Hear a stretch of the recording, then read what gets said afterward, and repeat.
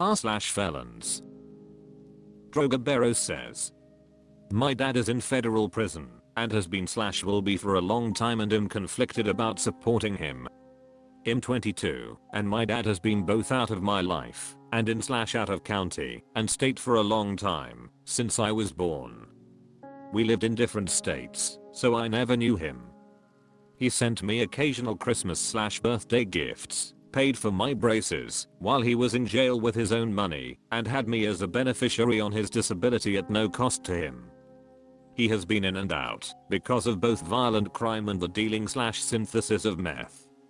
While serving his time for this sentence, he gets a hold of a cell phone and gets tied up in an alleged murder-for-hire scheme where he was going to exchange 3 pieces of property for the murder of several important people in charge of his original case. This landed him in Terre Haute Federal. As an outcome of the case, I was given custody of all 3 pieces of property. This was 3 years ago. Fast forward to 8 months ago to now, I've been living in one and using the other 2 as investment vehicles for my future. Since I've moved, my father is attempting to guilt me for not wanting to pay his commissary. Before he stopped talking to me on the phone, he wanted $400 a month.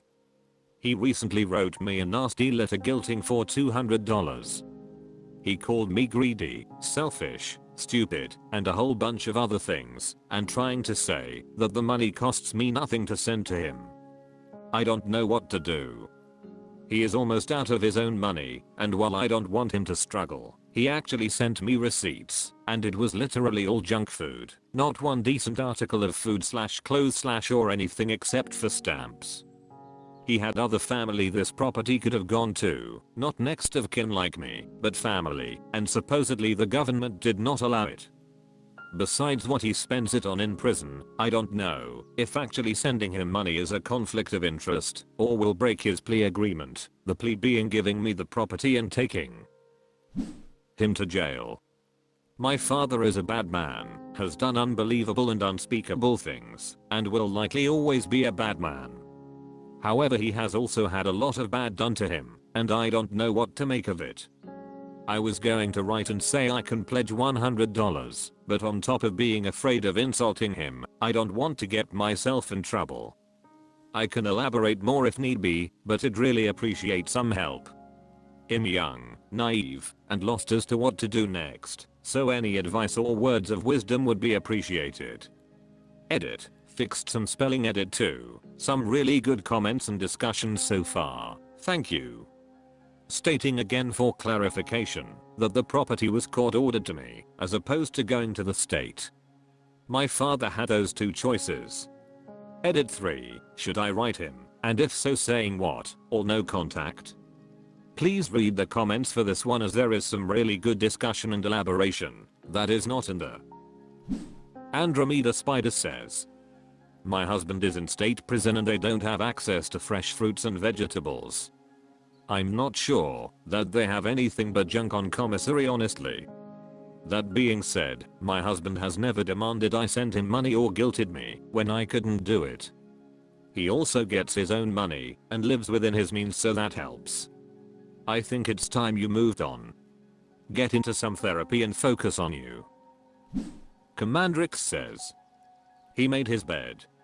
Now get out there and live your life and don't let him guilt you into sending him money. Chubby Runner says, he's likely trading his commissary items for other things in jail. Everything is traded in jail. Items that require refrigeration have to be consumed immediately, so he's not buying yogurt in bulk. Chubby Runner says, buying from commissary is currency. I was in a jail about 10 years ago for a library work contract. A cup of noodle was $3.50 from a vending machine. You are grossly underestimating what $100 buys an incarcerated person. They buy their own clothing, bedding, toiletries, paper/letters, food, and stamps. Yes, they are given basics, but they are simply basics. It's expensive to be incarcerated.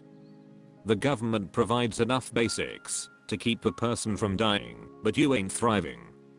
If someone steals your blanket, The jail isn't giving you another one instantaneously like a chambermaid at the Hilton. Jails are cold, and you often need multiple jackets and blankets to stay warm. I once read, "You'll never starve in prison, but you'll always be hungry." Just to clarify, I don't care if you give your dad money or not, but I think you are making some very uninformed assumptions about jail life. Zakipa Gamield 8988 says, I might think about contacting the person who put the properties in your name. If your dad made a plea bargain to give up his access to this money, this might be his way of trying to work around it.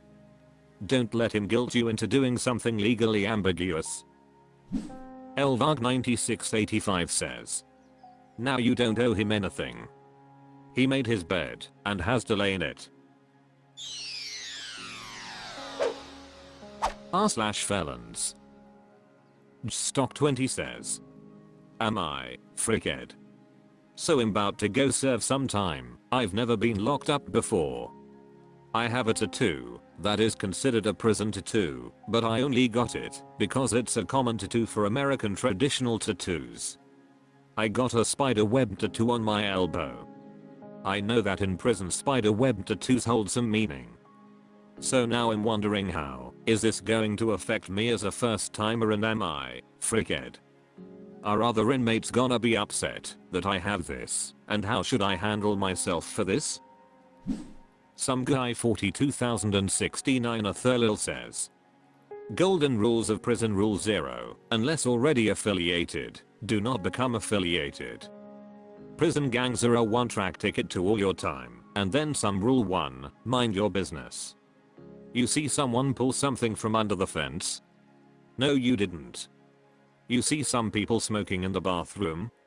No. Someone in your pod is getting into an argument with someone else. Stay out of it. Some people are having a conversation about something you know about, and one of them is talking out of their ass. Not your problem. Unless it's your bunkie or a friend, it does not concern you. Rule 2, don't get into debt. If in debt, pay your debts as soon as possible.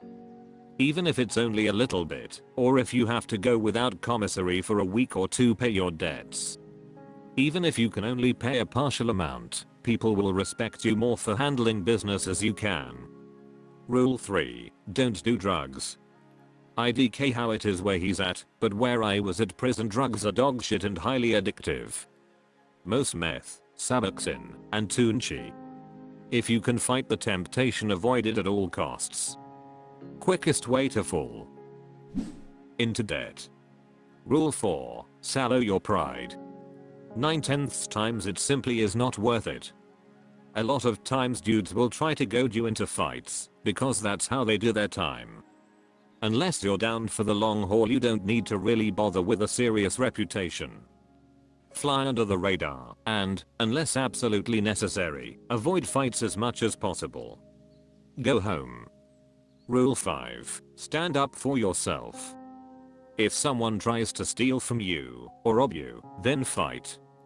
Legitimately, unless they are coming 4 or more deep and all have knives, fight. The moment you show you're a pushover, it's over. Rule 6, stay in contact as much as possible with people outside. If your people have abandoned you, I'm sorry to hear that. In that case, be extra careful of the relationships you foster. Some people in prison are legitimately good people to have around. Kind souls and intelligent minds make time fly. Rule 7, occupy your time. Do not fall into boredom.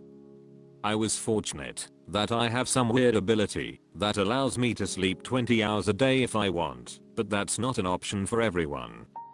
Exercise, read, write, draw, make things out of paper, play cards, but try not to get bored. Boredom will destroy morale faster than anything else in prison. Rule 8, take advantage of any opportunities presented to you. You are living for free, at least money-wise, and once you get out, finding work will be hard. Take trade classes, JED, college courses, ECT. Use the library to read up on the world as much as you can. Additional tips: if you have time, save up as much money as you can before going in and give control of it to someone you trust. If you don't have someone, you can maybe work out a payment plan with a bank or lawyer. But try to make sure you have a regular and constant stream of cash. Even if it's only $20 every stored day, $20 guaranteed is better than 40, maybe. Possibly. IDK, I gotta see how this check turns out. Talk to as many felons in your state as you can before going in. Before my bit, I had the opportunity to speak to several, and it really calmed down my anxiety about everything. Learn a few side hustles beforehand. Sewing, soldering, tattooing, or drawing, cooking, craft making, etc. are all good ways to both occupy your time and keep your box full of commissary. Do not, and I really cannot stress this enough, get on drugs inside. One of the best pieces of advice I heard from a guy inside was that if you get addicted and you don't sort it out before you leave, you have just started a timer on when you'll be back. Take some basic self-defense courses beforehand. I'd recommend kickboxing and jiu-jitsu. Also learn de-escalation techniques. A fight not taken is a fight won, especially in prison. If you beat the shit out of someone and they come in and stab you up or jump you in your sleep, you lost. Make a list of things to do when you get out, sorted into little things, big things, and long-term things. It gives you goals to strive for both inside and out. Examples: little things, cook more often. Big things, learn to weld. Long-term things, have enough saved in 10 years to buy a house. Most importantly, this is all temporary. You will be released, you will make yourself, and you will not go back. Never forget that. Always remember the things you want on the outside, big and small. Best. Njkanaser84 says, I'm an NJ and have done plenty of time in the Burlington County Jail. Most recently I was convicted of second-degree eluding, got 4 years, but COVID was going on, so doc wasn't doing any transfers, so I wound up doing a year in the county and then released on ICE straight from the county. You got a drug charge. If you're under 25, you'll most likely go to Garden State Youth Correctional Center or Mountain View. If not, you'll probably be down at Bayside or Southern State. Depending on your points is how you'll be placed. Behind the wall or camps. There's also a drug program at Mid-State you might be able to get into. Ask your attorney if he knows anything about that program. Just keep to yourself, like others said. You'll find your place. Minding your business is priority. Debt, drugs and gang activity will make your time even harder. Good luck.